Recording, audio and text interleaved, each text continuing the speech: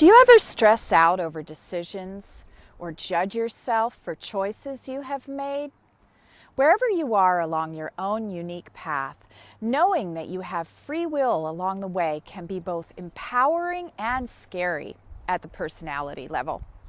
Some people seem to be able to just ignore their soul's will without a single qualm, while other people agonize over each choice they have to make. How you relate to yourself internally says a lot about where you are on your own personal learning path. Wherever you are is okay. At any point, you can choose to use the tool of free will to achieve greater alignment with the will of your soul. Here's how free will works. You make a choice. There are natural consequences that occur as an outcome of that choice. Your internal feeling barometer will register a positive, neutral, or negative choice as a result of your action. And then you can then evaluate this as information. When you act out of alignment with your soul's will, you will register a feeling level response ranging anywhere from just a little bit uncomfortable, mildly unpleasant, to excruciatingly painful, to let you know you've gone off course. When you act in alignment with the will of your soul, life will feel peaceful and joy-filled. There will be no right or wrong. And however you do this, based on your experience, you will learn something to help you make your next choice. From the place of free will, there are no right or wrong choices, only the choice you make and its natural outcome. No matter which way you choose in any situation, learning will result. The game is set up in a way to guide you toward the completion of your soul's lesson so that you may fulfill your soul's destiny. But what fun would the game be without an extra challenge? In Earth School, our free will also comes with urgings that are in direct opposition to the urgings of the will of our soul. This ego-based urging is what is known as temptation. Temptation is often illustrated as a little devil perched upon a person's shoulder, with the voice of the soul as the little angel on the other. While this image can be humorous, it's also locked in good, bad, right, wrong reality. What is really taking place for us as humans is neither good nor bad, and our choices are not always so clear-cut.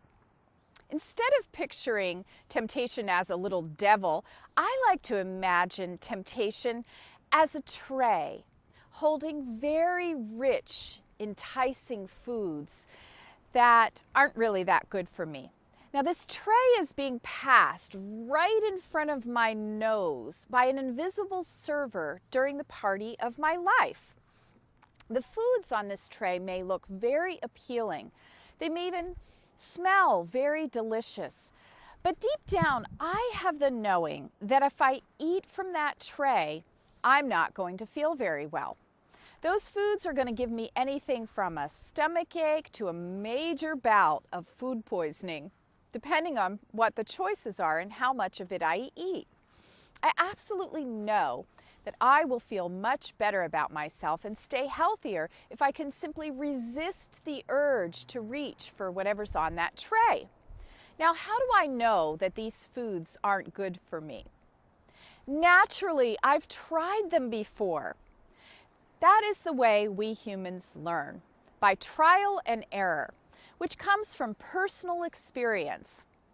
Once I tasted the foods from the tray of temptation, I had the personal experience of knowing that they made me sick.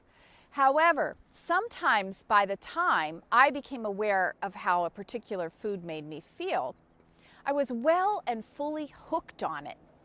The challenge for me then was to learn to care enough about my own health and well-being to enable me to gather the strength to pull away from the lure of the unhealthy food. Temptation can be viewed as simply a test to pass.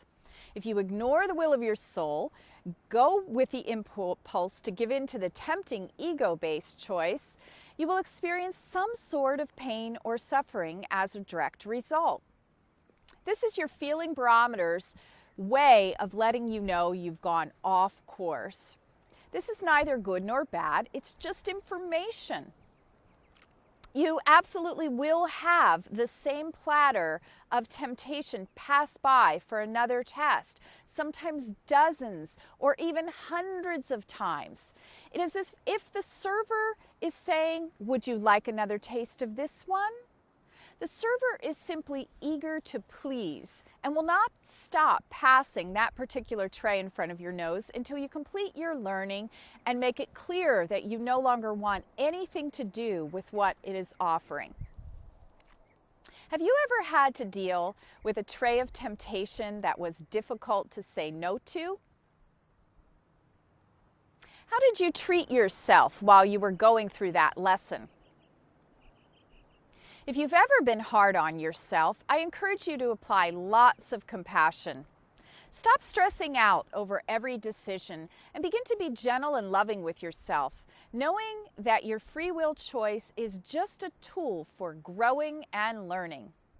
Say, "Whichever way I choose is okay.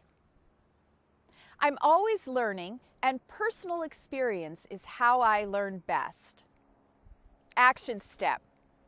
Let go of judging your decisions and see your free will choice as simply an opportunity to gain personal experience, which is how you grow.